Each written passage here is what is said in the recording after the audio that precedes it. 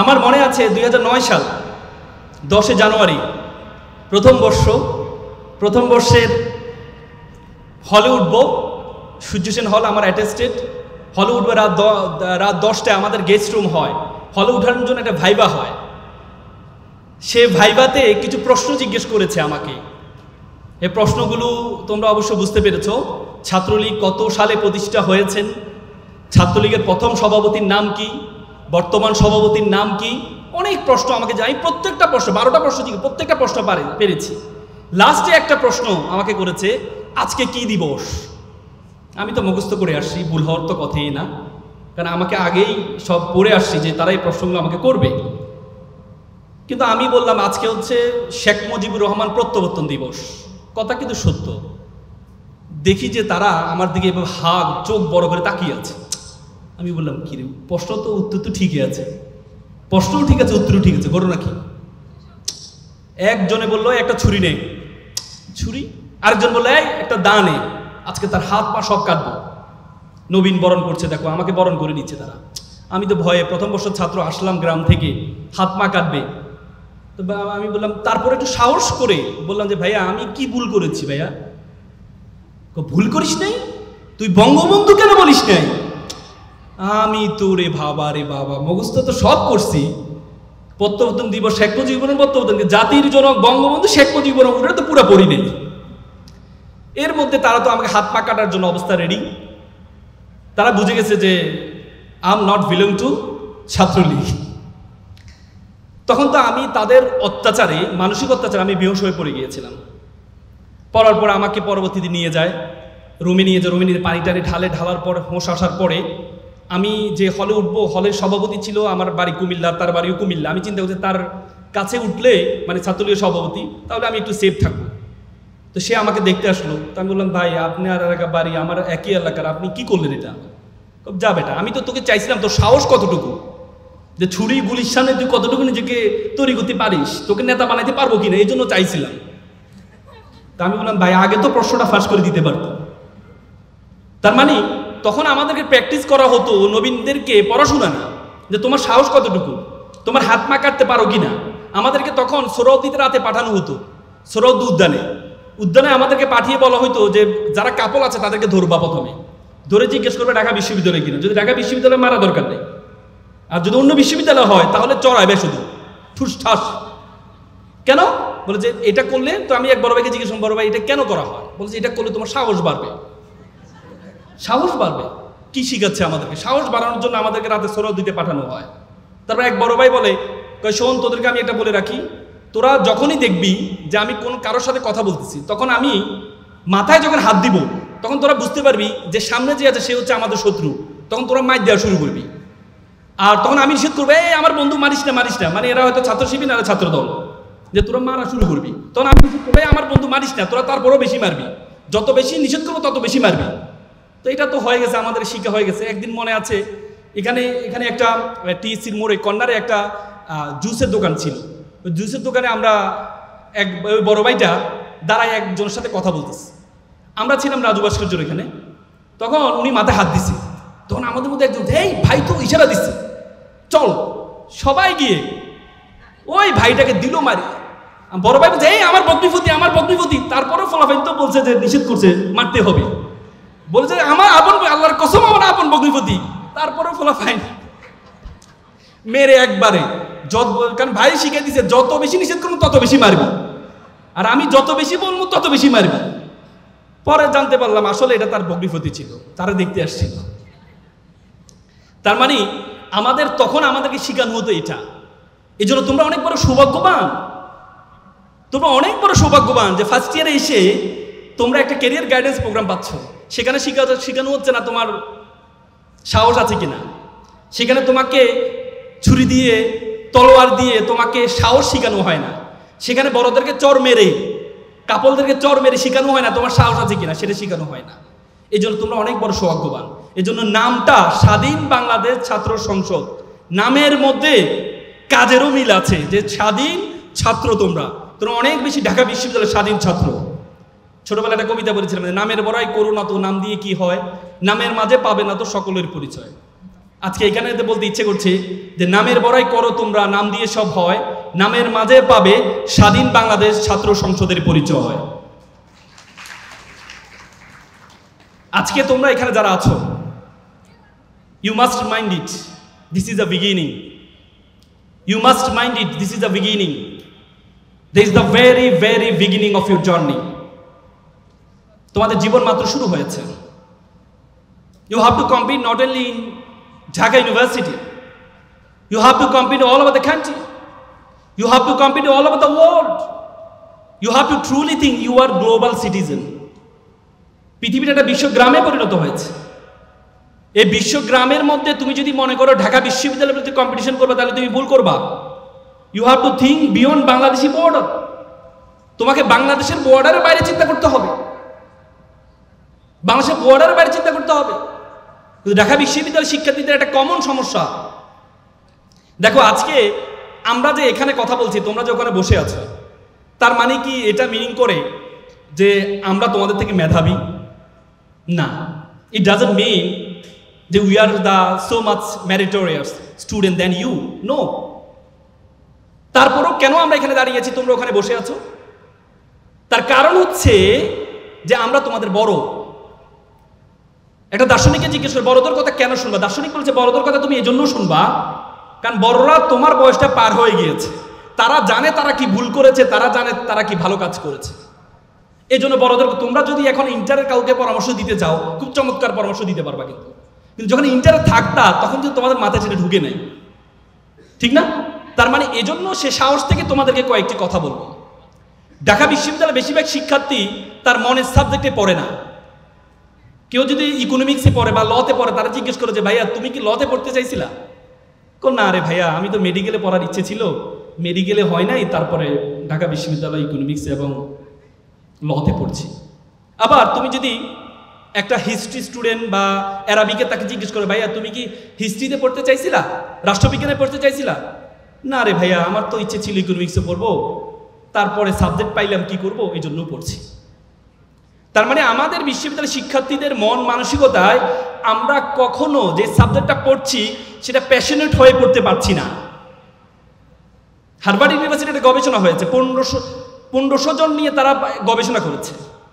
1500 জনকে তারা জিজ্ঞেস করেছে আচ্ছা তুমি কি টাকার জন্য চাকরি করো, পড়ো, নাকি ভালো লাগে এই জন্য করো?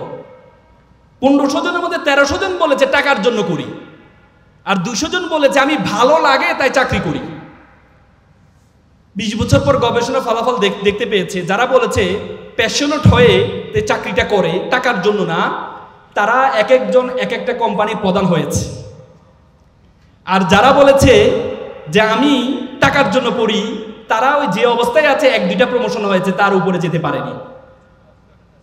তার মানে তোমাকে যে কাজটা প্যাশনেট তুমি করবা, 3 ক্যাটাগরি স্টুডেন্ট আমাদের আছে, 3 ক্যাটাগরি স্টুডেন্ট। একটা হচ্ছে পিজনাল মেন্টালিটি, আরেকটা হচ্ছে ট্যুরিস্ট মেন্টালিটি, আরেকটা হচ্ছে প্যাশনেট মেন্টালিটি। 3 ধরনের মেন্টালিটির লোক আছে আমাদের শিক্ষার্থীদের মধ্যে। পিজনাল মেন্টালিটি মানে মা বাবা বলছে জেলের মধ্যে ঢুকাই যে এটাই করো, এই সাবজেক্টে পড়ো, ঢাকা বিশ্ববিদ্যালয়ে পড়ো, এই সাবজেক্টে পড়ো, অন্য সাবজেক্টে তুমি তোমার মনের সাবজেক্ট পেয়েছো, কিন্তু না, তোমাকে বলেছে এটাই পড়ো, এই জন্য তুমি পড়ো। এদের সফলতার হাত মাত্র 1%। আর হচ্ছে ট্যুরিস্ট মেন্টালিটি। ট্যুরিস্ট মেন্টালিটি কেমন?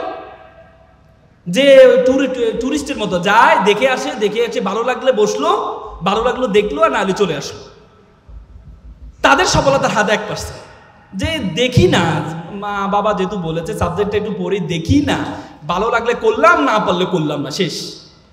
তাদের সফলতার হারও 1%।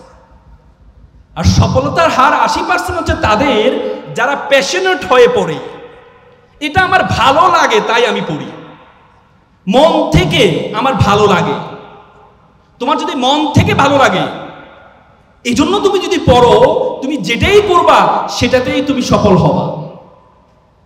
কিন্তু আমরা সেটি করতে পারি না, আমরা সেটি করতে পারি না। তোমরা যারা ঢাকা বিশ্ববিদ্যালয়ের প্রথম বর্ষের আছো, এখন থেকে তুমি আগে চিন্তা করবা তোমার জীবনে কি চাওয়া। তোমার যদি জীবনে চাওয়া হয় আমাকে প্রচুর টাকা ইনকাম করতে হবে, গাড়ি বাড়ির মালিক হতে হবে, তাহলে তুমি একভাবে প্রথম বর্ষ থেকে তোমার প্ল্যান শুরু করতে হবে। তুমি যদি বলো গাড়ি বাড়ি মালিক হবা, তুমি যদি মনে করো তাহলে তোমাকে প্রথম বর্ষ থেকে চিন্তা করতে হবে, তুমি যদি শিক্ষক হতে চাও তাহলে তুমি গাড়ি বাড়ি মালিক হতে পারবে না। তুমি যদি বিসিএস ক্যাডার হও তাহলে কিন্তু গাড়ি বাড়ি মালিক হতে পারবে না। হতে পারবা ওই সিস্টেম করে। কালকে একটা শুনলাম, একজন ঘুষ খায়, সে সবসময় বলে যে আমাকে ঘুষ আসলে একটা কাজ করার জন্য বলে যে আমাকে 5টা সিঙ্গারা নিয়ে আসো।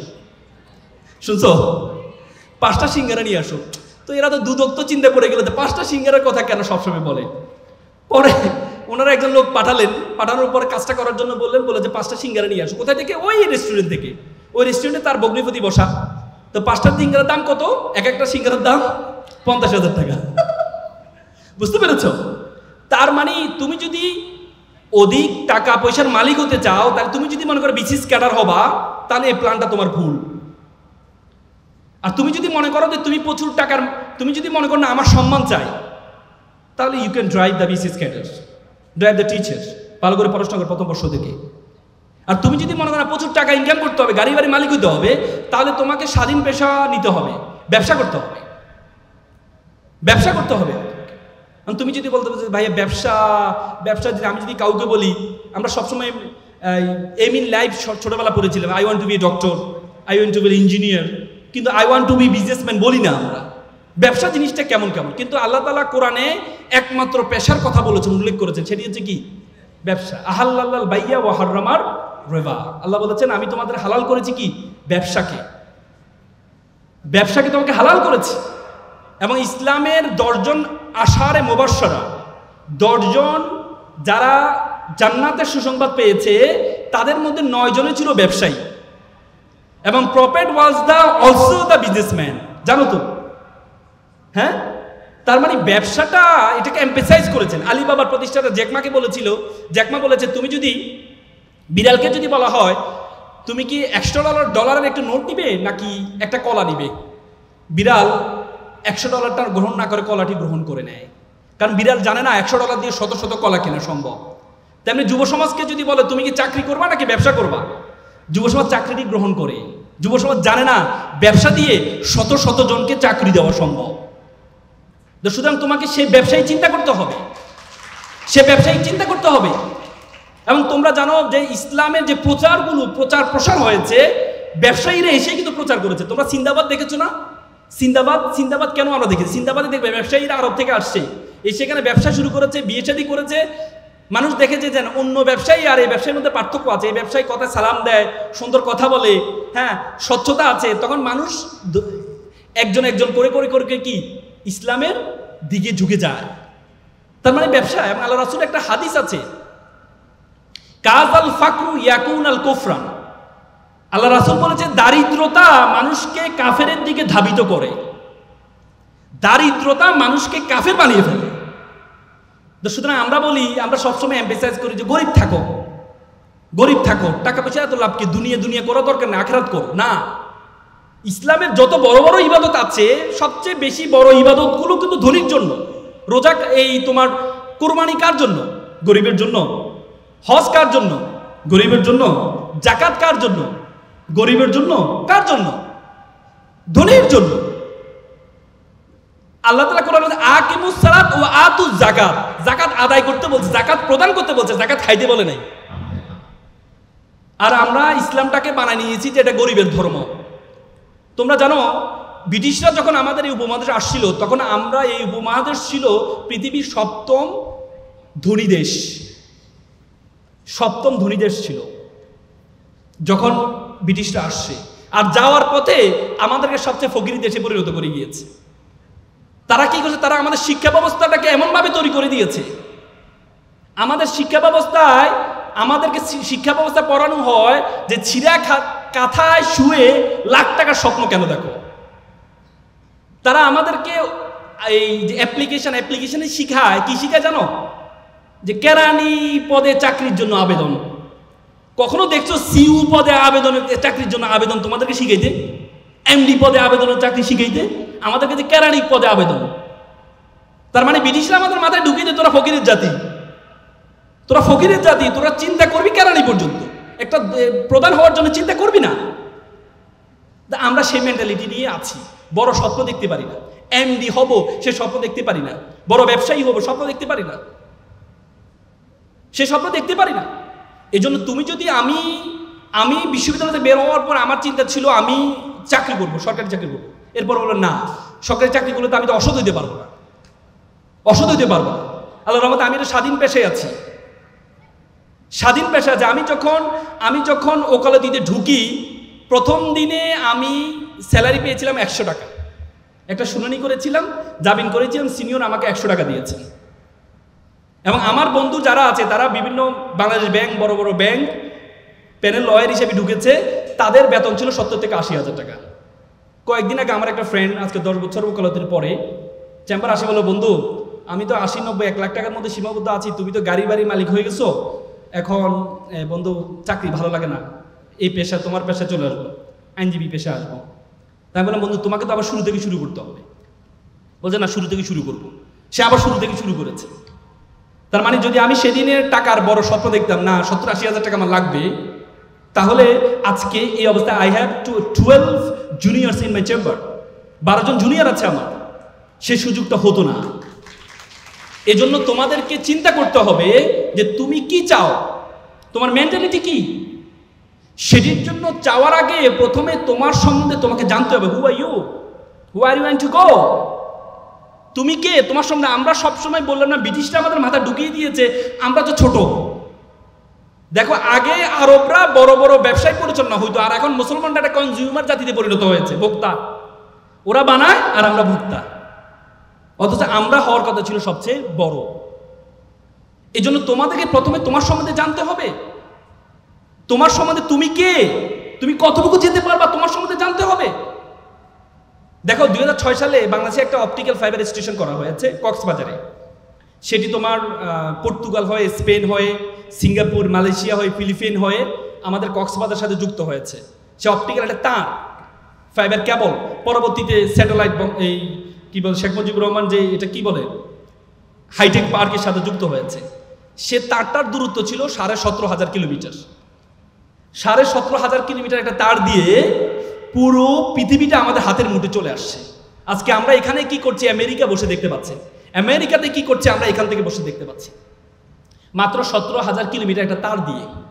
বিজ্ঞান বলে আমাদের মাথার মধ্যে যে তার আছে, নার্ভ আছে, বলা হয় 2 কোটি নার্ভ আছে আমাদের মাথার মধ্যে। একটাকে যদি একটার সাথে যুক্ত করা হয় 2 লক্ষ কিলোমিটার হবে এটা দূরত্ব। তুই ইমাজিন, মাত্র 17,000 কিলোমিটার দিয়ে পুরো পৃথিবীটা আমাদের হাতের মুঠে চলে আসছে। 2 লক্ষ কিলোমিটার নার্ভ দিয়ে পুরো বিশ্ব জগৎ তোমার হাতের মুঠের মধ্যে চলে আসবে। এজন্য তোমাকে জানতে হবে তুমি কে, বিশ্ব জগৎ সম্বন্ধে ধারণা আছে। এই বিশ্ব জগতের আয়তন কত বড় বলো তো, পৃথিবীর আয়তন কত? 52 কোটি বর্গ কিলোমিটার। যে পৃথিবী, যে আয়তন, যে পৃথিবীটা, এই পৃথিবীটা আমরা যে সূর্যটা দেখতে পাই, এই 52 কোটি বর্গ কিলোমিটার মধ্যে 7টা মহাদেশ, 7টা মহাসাগর আছে। এই 52 কোটি বর্গ কিলোমিটার পৃথিবীটাকে যদি সূর্যের মধ্যে ঢুকিয়ে দেওয়া হয়, তাহলে 13 লক্ষ পৃথিবী ঢুকিয়ে দেওয়া সম্ভব। কত লক্ষ? 13 লক্ষ। আর সূর্যটা কি? একটা নক্ষত্র। আল্লাহ বলেছে বিলিয়ন বিলিয়ন মিলিয়ন নক্ষত্র আছে। তার মানে এই বিশ্বজগৎ সম্বন্ধে তোমার ধারণা আছে? এই বিশ্বজগতে আল্লাহ তাআলা তোমাকে আমাকে কি বলেছে জানো? আল্লাহ বলেছে কুনতুম খায়রা উম্মাত উখরিজাত লিন-নাস তা'মুরুনা বিল মারুফ ওয়া তানহাউনা আনিল মুনকার। আল্লাহ বলেছে you are the noblest nation, you are the best nation, তুমি সেরা জাতি। এই বিশ্বজগতে যা আছে আমি সবকিছু তোমার জন্য সৃষ্টি করেছি। আর তোমাকে সৃষ্টি করেছি ওয়ামা খালাকতুল জিন্না ওয়াল ইনসা ইল্লা লিয়াবুদুন। আর তোমাকে আমি সৃষ্টি করেছি শুধুমাত্র আমার ইবাদত করার জন্য, শুধুমাত্র আমার দাসত্ব করার জন্য। আর বিশ্বজগতে যা আছে সব কিছু সৃষ্টি করেছি শুধু তোমার দাসত্ব করার জন্য, আর তুমি শুধু করবে আমার দাসত্ব।